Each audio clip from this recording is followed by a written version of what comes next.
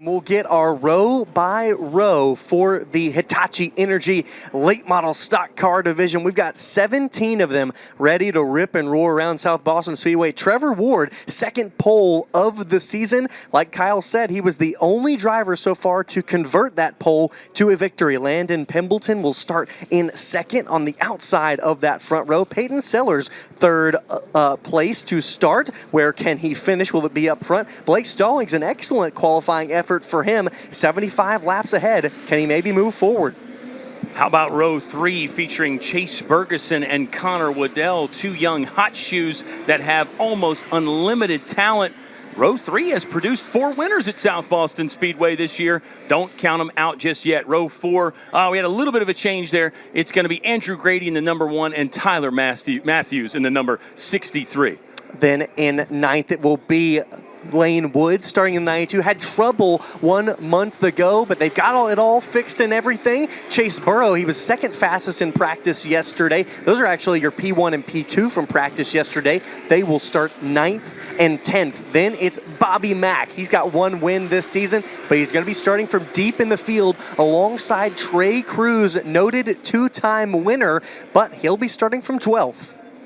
Next up, you've got the 57 of Chase Johnson. His dad was a longtime racer here at South Boston Speedway. The guy beside him, his father, was a longtime racer at South Boston Speedway. The 17, Jason Myers. And then further back, you've got the 01 of Camden Gully back in the mix. Cam Gully actually finished in the top 5 in points here at South Boston Speedway in 2021 and 2022. He's back with Riley Music beside, and then rounding out our field, it'll be the 12, Zach Paragoy, and the 22 of Eric Winslow. Scott, real quick, go back to the drivers you were talking about, P1 and P2, fastest yesterday. Yes. That could give us some insight into how this race might unfold, because you think maybe yesterday they were looking at more race trim, long run speed. Does that mean they could be moving up to the front here in this one? It's possible. And as well, they put those times down very late in the going. It was about 7 o'clock last night when they put some of those times down. Now, Burrow was consistently fastest all day long. It was only later in the day when Lane Woods would best him at top of the boards in practice. So we'll maybe see them to make some moves. And notably, there are a couple drivers in here, and we'll get to talk about it a little bit during the race. Some of these drivers that we have not seen start the season, or some that are starting for the second time, some of them are getting prepared and starting the preparation for the road to the Thunder Road Harley-Davidson 200 on June 27th. Well, that's exactly what Trey Cruz told us. Trey Cruz is going to be in the purple 77. That's Blake Stallings' 1B car or A2 car, however you want to phrase it. It's a good car for sure. But Trey said, yeah, I just need seat time. We want to do well in the Thunder Road Harley-Davidson 200. We want to compete in that Virginia Late Model Triple Crown. So I need seat time. I need to get reps. And we'll see how Trey Cruz does in this one. He is a fan favorite. Trey Cruz, one of the winningest drivers at South Boston Speedway, and he's one of the only drivers that can say they've won in 3 different divisions. He's won in the Pure Stock, Limited Sportsman, and in the Late Model division. Trey Cruz is a driver, man. He is a race car driver with a capital R. Well, we definitely have taken some extra pace laps in the JSV with Jeff Bomar was checking out some stuff on the back straightaway to make sure we were all good. That's the job site vehicle, or as we also say, the Jeff support vehicle provided by Gravely from Boone Tractor, getting helped out a lot by a lot of people around the racetrack. And we've got so many great partners and sponsors, and Gravely and Boone Tractor are some of those excellent partners that help us out. You know, or some other partners of ours that are helping out tonight. Viny's an Italian Delight. Man, they're having fun. They bring a big unit for the fans. When was the last time you had one of their subs? 2 months ago. It was? Back on the modified that weekend. Yep. I had one just a couple of Fridays ago, and yeah, goodness, delicious. Seriously the best sub I've ever had. Like, I didn't just say that to Andrea. It is really one of the best subs I've ever had. No, it is, and I'm a pizza guy as well. I have a hard time turning down a good cheese or We had one about a month pizza. ago. Yeah, we did. We were provided one later in the going. It was following the first race of the season on Danville Toyota Race Day, and we consumed some pizza later on in the track bar. All right, 8 19 Hitachi Energy late model stock cars are ready to take the green. 2 races tonight, 75-lap twin races. Trevor Ward has won once this season. Landon Pimpleton has yet to. Through the Gutterworks green flag, they will go. And let's get it off and running for the first of 2 twin 75-lap races. Trevor Ward inside low. It's Landon Pembleton outside high. Peyton Sellers right in the tire tracks of Trevor Ward right now. I think Pembleton got him by the line, so Landon Pembleton will actually be officially credited as your first lap leader. Trevor Ward is the only one to win from pole position this year in any of our South Boston Speedway divisions. He got a little loose there coming out of 4. Advantage Pembleton now. He's going to clear Trevor Ward after that wiggle. Peyton Sellers putting a lot of heat on Trevor Ward right now. They are already fighting fire with fire in just 2 laps here in the Hitachi Energy late model stock car division. Pembleton, Ward going at it hot and heavy on lap number 2, and you saw the 26 of Sellers kind of had to check up, be a little bit patient there and not get into the back of Ward. Double box for you. It's the fight for 1st, 2nd, 3rd, and 4th. Then it is the fight with Andrew Grady for 6th, 7th, 8th, and 9th with Connor Waddell and others like Lane Woods.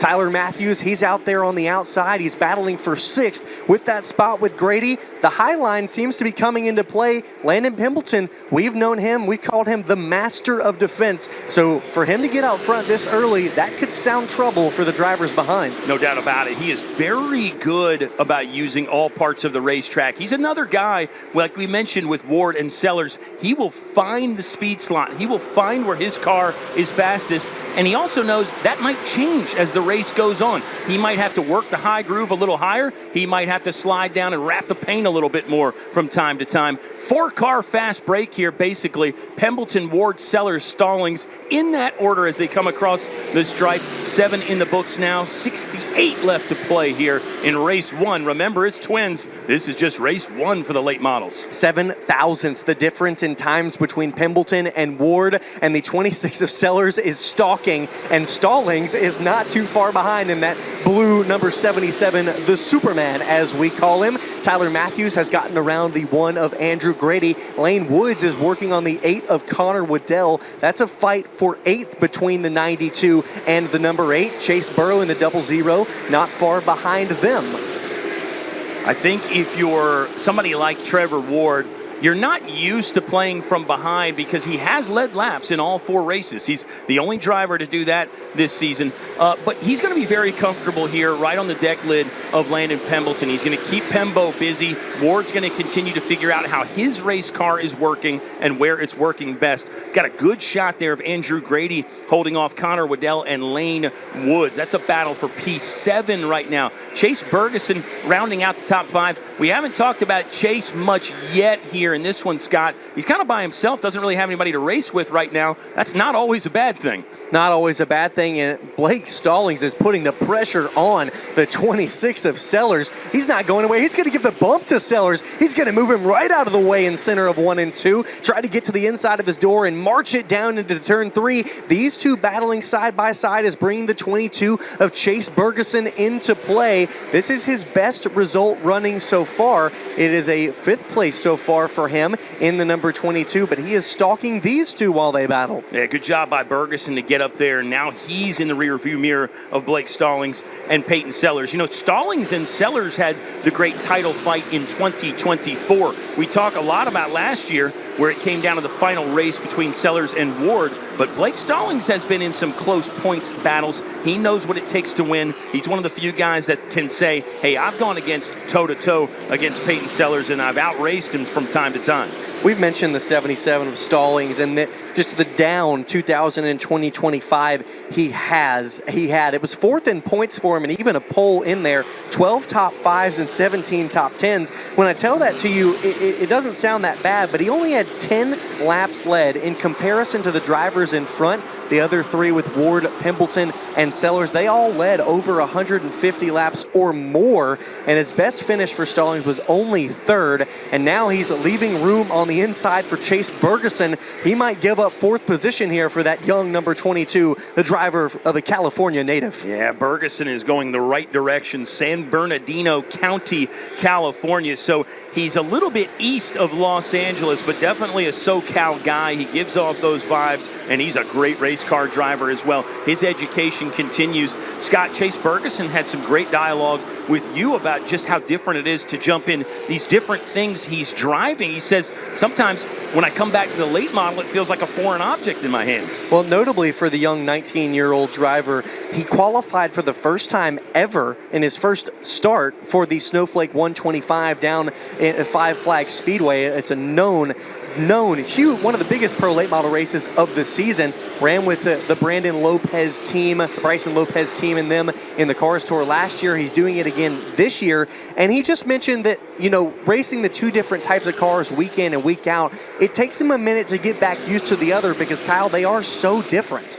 I think a lot of us can take that for granted. Certainly when you see drivers running multiple different divisions and classes and even disciplines, road racing and all these other things, they can make it look easy. It's not easy. How about another guy who's making it look kind of easy right now? Seaweed, Connor Waddell in the 8. He is moving in the right direction. Now he may be set to apply pressure on drivers like Chase Bergeson and Peyton Sellers. They're all still chasing Landon Pembleton, who's got himself a little distant. Certainly when you look at Pembo and Ward 1 and 2, that tandem has an entire straightaway advantage on the rest of the field. It's 3 seconds from Ward in second back to the 26 of Sellers in third. And now look at this. Bergeson, he's making another move. He is making a move on the inside of the 8-time champion in Peyton Sellers, and he will take it up to the top 3 for the 22. This kid continues to improve and continues to impress. Really, really love this. Love this from Chase Bergeson. He did not have great luck when he won the pole award a couple weeks ago. That luck might be changing. Had a little side-by-side there with Andrew Grady. Grady's another one who, he's got a great, I think, healthy appreciation for the competition at South Boston Speedway. You don't want to appreciate him too much. You know what I mean? You don't want to tip your cap too much to where you start fearing guys. Andrew Grady's not there. He really fears nobody. He's running side-by-side with Tyler Matthews right now in the 63. Great racing all over the track. I think that's your best battle right now. They're door handle to door handle. Grady with just a nose of an advantage over Tyler Matthews. Matthews committed to trying to rip the top and run the fence line there in his 63. Good-looking machines, by the way, in your screen there. Sellers has now been passed as well by the 8 of Connor Waddell. So the 26 of Sellers back to 5th spot. The 77 of Stallings is back into 6th, but it's still that large gap in between 3rd place and 2nd place. And right now, looks like Bergeson is running similar lap times to those top 2. So they might need a caution or even a lot more laps to be able to get anywhere near catching them. We've still got more than half of this race to go, though, 45. Yeah, and this is only race 1 of the evening. 150 laps total for the Hitachi Energy late model stock cars. Remember, we've got our championship loyalty bonuses back this year. So even if you don't win a race, you can put yourself in that points hunt and get more cash at the end of the season. There's a lot to play for. We've also got now with our points, Scott, the ability to drop your lowest race score. So if that's a race you missed where you got a 0, you can drop that. If it's just a bogey or a bad result, you can drop that as well. We'll talk about that more when we get into the second half of the season, because that's when we'll really see how those points are unfolding. Right now, Trevor Ward is your points leader. He is second in this race behind Landon Pembleton. Battle on track. This is the 92 of Lane Woods 0, and we got a big crash. It is the 01 of Camden Gully and the 47 of Riley Music. And I say big crash, it's 2 cars involved, but lots of pointing. You saw the fans, mouths wide open, fingers pointing to the back straightaway, and we will have our first caution in the Hitachi Energy late model stock car division, and it is Camden Gully in the 0-1, and it looked like a big hit. It sure did. Camden Gully, this is just his second start of the season, and it's really only his third in about the last 3 seasons. He was a full-timer back in 2021, one of 3 drivers to start all 17 races, and he really finished great in the points that season, 3rd in his rookie campaign. In his starts between 21 and 23, he picked up 11 top 5s. Best ever is a P2. Looks like he's not going to be able to improve on that tonight. Now let's shift our focus to Riley Music. He's a good young driver from Norfolk. We hadn't even really gotten started talking about Riley Music. This is not the way he wants his day to end, but it may not be over yet. Scott, you touched on his uneventful / very eventful performance in the Thunder Road Harley-Davidson 200. I think he only got one lap under his belt before he got junked in that. May have even been less than one. Not even that. Yeah. It was that big crash in turn 3 off of the start of the Thunder Road Harley-Davidson 200, and look at that. Fenders destroyed on the right side of Riley Music's number 47. Looks to be, from our vantage point, only cosmetic. Of course, we got to get up under the hood, up under the tires, and see if there's any toe link damage, see if there's any suspension damage on that right side of the car. But you hope that you can continue, especially, again, another twin night. You want to complete all these laps.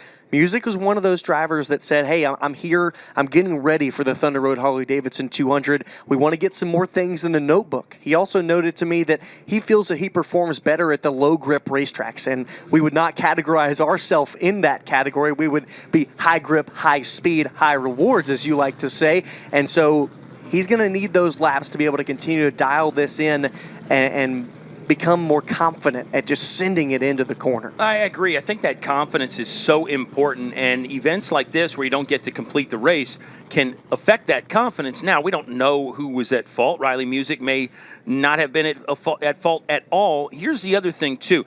If they can get him back out there, that's big for the confidence because he can continue the education. He can continue turning laps. He can figure it out. You never know what might happen after the invert in race 2 as well. You may not think you have a race-winning car. That invert can change an awful lot. The invert definitely can switch things up and play a different hand. Let's talk about the lead as well. Pembleton took it on the top side from the 77 of Ward. You could see a lot of donuts on the 77 of Ward. Really, they were dooring it early. They were battling it out hard early. We'll get back to that. We'll see if we can catch the tail end of this. It is the white 01 of Camden Gully. Yeah, looks like maybe the 47 just sent in a little bit deep, and here right on the exit of turn number 2, possibly some wheel-to-wheel contact on the exit between the 47 and the 01. And that came on lap 33 of this race, so not even at halfway yet. I think it was just close racing between the 47 and the 01. 47 was trying to pinch him up towards the wall, Kyle, and just too close.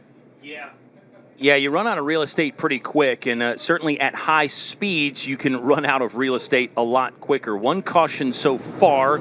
We have seen Trey Cruz sort of move to the back of this field.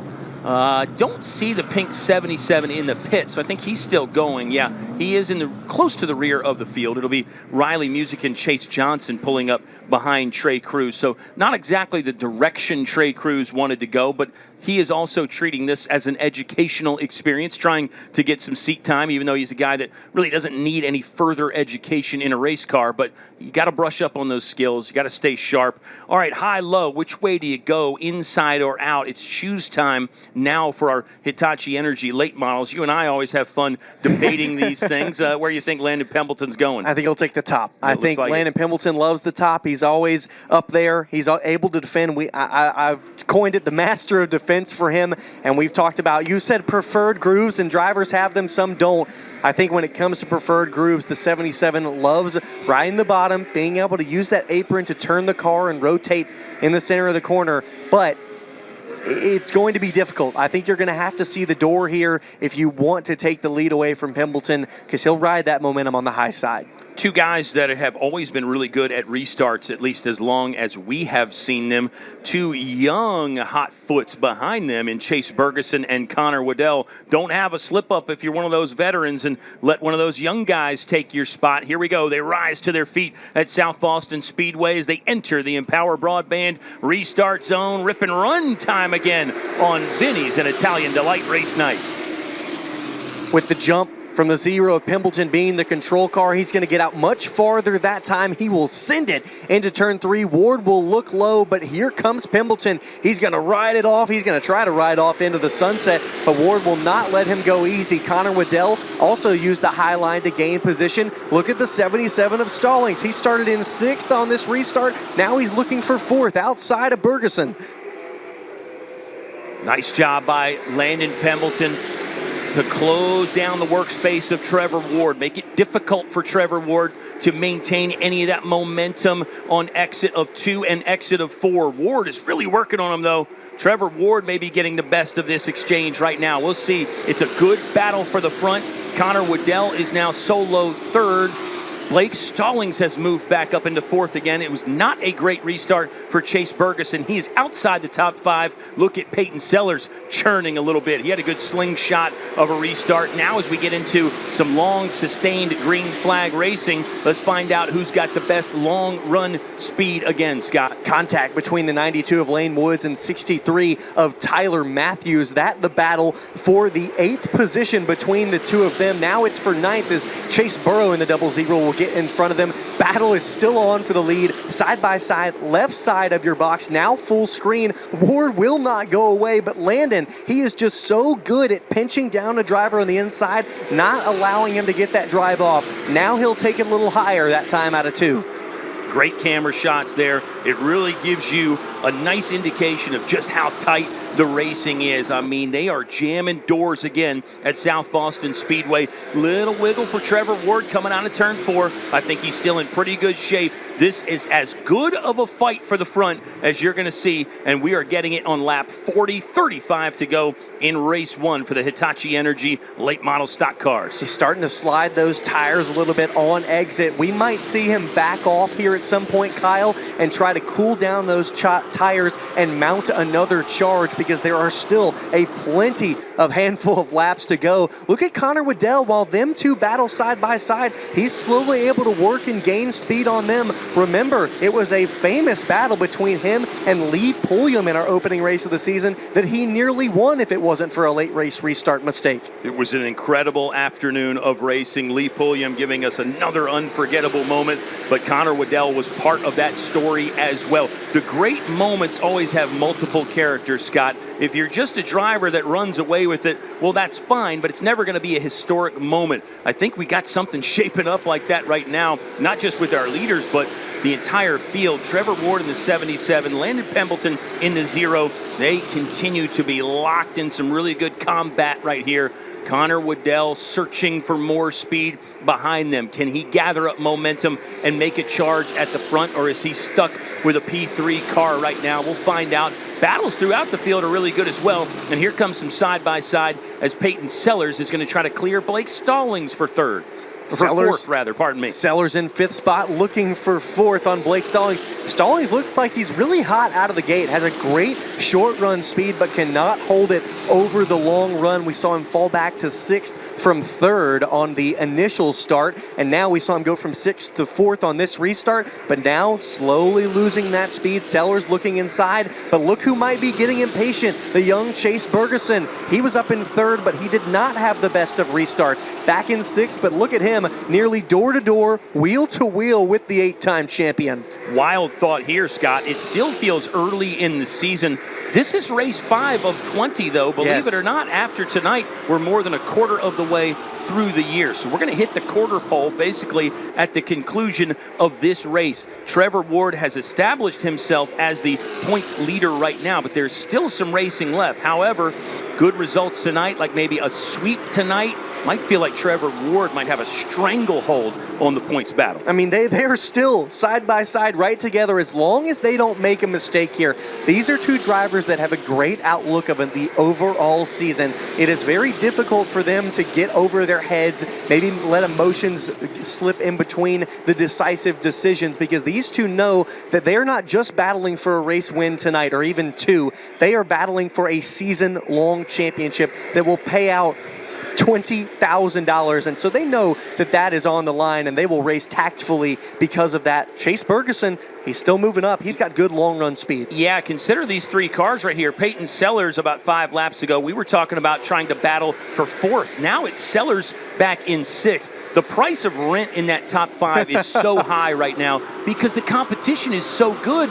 You miss your line by a wheel length, maybe half a body length, and all of a sudden you lose a spot, you lose pace, and somebody's coming right behind you to take it away from you. At the moment, Chase Bergeson, you can see the 22 has suffered some damage. It's not slowing him much. He's worked himself back up into 4th. Blake Stallings and Peyton Sellers putting some pressure on him. What a battle there. 4, 5, and 6 between that trio of race cars. Andrew Grady's about to throw himself in the fight, too. He says, don't start the dance without me, fellas. Well, and as you see these 2, 3, 4 battling, they've created a roadblock to the top 3. Connor Waddell was able to slip through. He's been able to keep pace with the 0 and 77, but has not been able to keep up and enough to march forward to them. Now there's a 3-second gap from 3rd to 4th, same as we saw in that first run. However, it was the 3rd place position of Sellers at the time. So these front 3 have really marched away, and to some of the aid of the blocking and gamesmanship for the passing of position back there outside of the top 3. Yeah, the playing field is just so crowded back there, 4, 5, 6, and 7. A lot of turbulence, a lot of dirty air, hard to build up those runs. You have to work hard just to hold on to a spot so you don't end up gaining much ground on the cars in front of you. That certainly seems to be the case right now. We've only got 18 laps to go, though, Scott, so it's going to start getting late early here in race 1 for the Hitachi Energy late models. This is Viny's Italian Restaurant, an Italian delight family restaurant. Race night, side by side between the 77 of Stallings and the 26 of Peyton Sellers. 1-2 up front, still Landon Pembleton and Trevor Ward. Sellers continues to battle with him, currently 2nd in points, just 6 spots back of the 77 of Trevor Ward. And with this performance, he will not best him, at least in this race. He'll have to try it again in the next race, but he's still got positions in front of him that he can gain. But it seems like he's on the back foot right now. It really does. I think great points by you, great observations. Let me make an observation about how tough the competition has been at South Boston Speedway. 4 different winners in the 4 late model races. Stretch that out to our 4 regular divisions. We've had 12 different winners this year. No repeats yet in any of our divisions at South Boston Speedway. Trevor Ward, if he wins, he would be the first to get 2 wins this season. If Landon Pembleton wins, then the trend continues. We get 13 different winners in 13 races. And oh, by the way, we've got 13 to go. They fire out of turn 4 down the front straightaway. It's down to a dozen laps left. Trevor Ward had the first edge in quite a handful of laps, that time out of turn 2, but it did not become of anything out of 3 and 4. He's also still yet to lead a lap in this race, so that streak of laps led for the entirety of this season is not complete yet. He has to lead at least 1, but Pembleton has been holding him down every single lap. You think these 2 being side by side that Connor Waddell would have been able to get closer to them, but the both of them, Pembleton and Ward, even side by side, are still running even lap times with some of the fastest in the field. They are the fastest in the field. It's really impressive what those guys are doing right now. I think they've got the race cars hooked up. They've got the talent to operate those machines at the highest level. Connor Waddell seems to be far enough back to where he should have some clean air, but you're right, just can't seem to gain much ground right now. Less than 10 to go. If Connor Waddell was maybe saving up for a last-second dash, it's probably time to start moving in that direction now. Otherwise, the race will be decided between Landon Pembleton and Trevor Ward. The wrinkle that could be in there, Scott, as you and I know and our race fans know, would be a potential late race restart. This is great right here, though. Full focus goes on to 1 and 2 right now. That's Landon Pembleton in the 0, Trevor Ward in the 77. They have been in lockstep, in tandem, virtually the entire race. They started 1 and 2. Let's see if they finish that way. It is such a wild race right now with the differences between these cars. It's 9 seconds back to 6th place from these 2 drivers, and there's big gaps between Connor Waddell as well as the 22 of Chase Bergeson. These 2 are just showing they have incredible speed, and Pembleton, he's not known for his qualifying pace. Last season, that was one of his biggest struggles all season long, was qualifying up front and holding some of that clean air. Look what it's done tonight. He's led every lap so far, and only 5 left to go. It's really a provocative battle. It has been the entire race. Whether you know everything about what these 2 have done in their careers or whether you know nothing, you've seen some great close quarters racing. Each one has raced the other clean. These are guys with the skills, the technique to race side by side, nose to tail. They can do it the right way. Does that change at the end here, Scott? Do you see a trophy and a race win in your sights and decide, maybe I better use the chrome horn? Maybe I better use a hip check or a body blow to try to move this guy out of the way? We'll find out. 2 laps remaining this time by. This was the exact scenario 1 month ago between Peyton Sellers and Trevor Ward. Ward was right here, and I asked the question, is there's a wreck right in front of Landon Pembleton. It's Zach Paragoy and Chase Johnson, and I don't think the Zero of Pembleton saw it until it was right in front of his windshield. Caution is out, but that was near disaster for the Zero. That was wild. Whoa. 57, Chase Johnson. That made 12, my hair stand Zach up. Paragoy stuck in the middle of turns 1 and 2, and the leaders went right by them. That could have been an absolute catastrophe. It actually looks like these 2 cars that were involved in the incident are not torn up too bad at all. They should be able to rejoin the field. But wow, that was a very, very close call, and it will result in what will be a critical restart. Chase Johnson might have got a tap from behind by Zach Paragoy. He's sideways in one. Paragoy then gets sideways to try to avoid him coming across his face right there. I think we can actually say some decent evasive action driving in that incident. And I think could have been worse, Scott. I think Pembleton will have the lead. I think even though he was heavier on the brakes than Ward, when the caution came out, he was still your leader at the line. So it'll revert back to the last lap. But that we'll have 2 to go at a restart. We don't have green-white. Well, we have green-white checkered, so this is a natural green-white checkered for these drivers. Let's take another look at that replay between Paragoy and the 57 of Chase Johnson. They'll enter your picture here in just a moment. And looks like the 12 of Paragoy just got into the back of the 57. Kind of looked like he was trying to arc out wide and just kind of tag that right rear corner of the 57, and it got him loose and spun up to the top side of turn 1. That raised the heart rate for me, yeah. Kyle. I don't know about you. No, it did. It did. I'll be interested to talk to either Landon Pembleton or Trevor Ward about how they felt about that. Right. For sure. Yeah, for sure. Wow. I want to be forward focused here and think about this restart, though, buddy. My chest is tight. No, and it should be. And it should be. That's how you know you're a fan. That's how you know you're enjoying it. I freaked out. We were watching the monitor, and yes. so it was right in front of us the same time it was in Pembleton's view, and it shows the excellent driving and management, able to get on the brakes, not slam on them, not lock it up, able to get down just in time.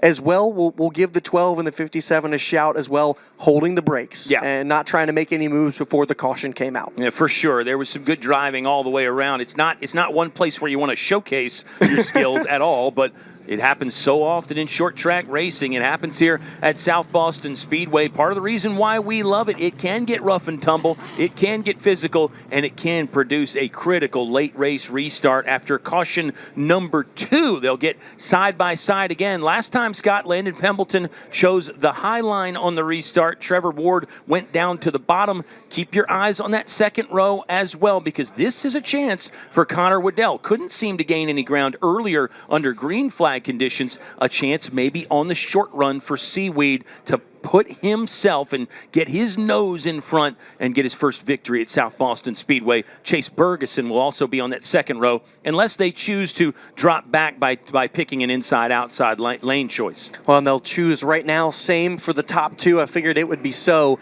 and it is the same. It's different for the other 2. It is the Connor Waddell on the inside, Chase Bergeson on the outside. The top 6 are all in the same position except for the 26 of Sellers of the last restart. Yeah, Sellers, nice note by you there. Yeah. Sellers is now in 6th. Stallings has moved up into 5th. Stallings has a great short run. We mentioned that, and so he could definitely be a player. Bergeson, he had the bad restart, so maybe he can learn from that on this one. And Connor Waddell, he noted it. He's done a lot of restart practice since the mistake with Lee Pulliam, and it showed that last restart. Could he maybe take it 3 wide across the line and maybe pick up his first career victory? But it's these 2 up front, 2 of your championship point leaders. Green flag back away, 2 laps to go. It's a great jump for Pembleton. Does this get physical? Ward falls back. He's not able to stay inside of the 0. Waddell, he has the chance to look inside, but it's the white flag for Landon Pembleton. He's battled side by side. He's led every single lap so far of this race. In the off-season, he won the 2020-25 Valley Star Credit Union 300, and he's riding that momentum this season in 2026 at South Boston Speedway. It's a first win of this year.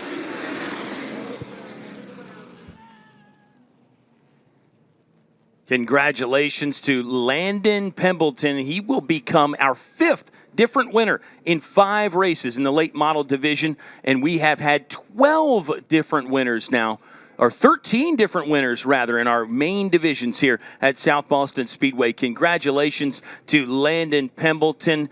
Actually ends up leading every single lap, started outside pole. Pembo was a force again. This will be his 5th career victory at South Boston Speedway. 2 wins last year, one at the end of May, one at the end of August. He'll get one on the first weekend of May this year on Viny's Italian Restaurant and Italian Delight Family Restaurant race night. Congratulations to Landon Pembleton. Rest of the running order looks like this. Trevor Ward will finish a very good 2nd. Connor Waddell up to 3rd. Peyton Sellers worked his way to P4. Chase Bergeson will round out the top 5. Then it's Blake Stallings, Chase Burrow in 7th, Andrew Grady 8th, Lane Woods 9th, and Tyler Matthews rounding out your top 10. Riley Music, Bobby McCarty, Jason Myers, Zach Paragoy, Chase Johnson, Trey Cruz, Camden Gully, and Eric Winslow in that order outside the top 10. Congratulations to Landon Pembleton. 5th career victory at South Boston Speedway. He is shaping up to have a fine season. Worst finish this year so far is 7th. This will be his 2nd podium, it looks like, for Landon Pembleton. 3rd podium, I believe. That info's wrong right there. Congratulations to Pembo. Another great drive. 2 cautions in the race. They came on lap 33 and lap 73, and Landon Pembleton was excellent on those restarts. It'll be another fine finish for Trevor Ward. He'll continue to have a nice lead in the points so far, but Trevor Ward loves to get race wins and checkered flags. So we'll find out how Ward felt about his performance in this one. Oh, we got to get the invert draw after the fun as well. So stay tuned for that. They're getting ready to have a ball down there in Philip Morris Victory Lane. Landon Pembleton, your winner on Viny's and Italian Delight Race Night. Whew, what a thrilling race. You can let the heart rate go down now. I think Pembleton's heart rate is probably still fairly high. It was a battle all the way to the end. It was near 30 laps him and Trevor Ward spent side by side, and yet Pembleton held his own. Truly the master of defense. Trevor Ward came in, gave him a congratulations. Connor Waddell will do the same. You can't say much better. Here comes Stallings.